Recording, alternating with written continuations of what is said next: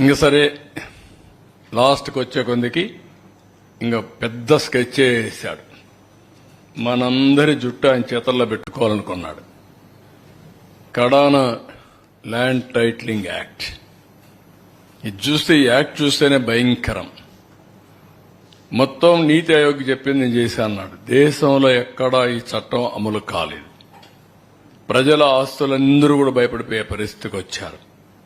ఇది చూసిన తర్వాత మీరు చూస్తే నో అపీల్స్, సివిల్ కోర్ట్సే లీవ్, నేరుగా హైకోర్టుకే వెళ్ళాలి.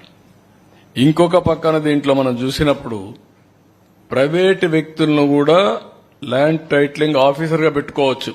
అంటే ఆయన సాక్షిలో పనిచేసిన పెడతాడు. మన సాక్షిలో పనిచేసిన గవర్నమెంట్లో పెట్టాడు. అదే మరి వాళ్ళ గుమస్తాలందరినీ తీసుకుని పెట్టుకునేవాడు. అంటే ఎంత అహంభావం.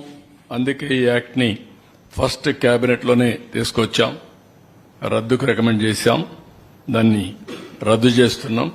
కానీ ప్రజలకు తెలియాలి, ఆ యాక్ట్ యొక్క వివరాలు ప్రజలు చర్చించాల్సిన అవసరం ఉంది.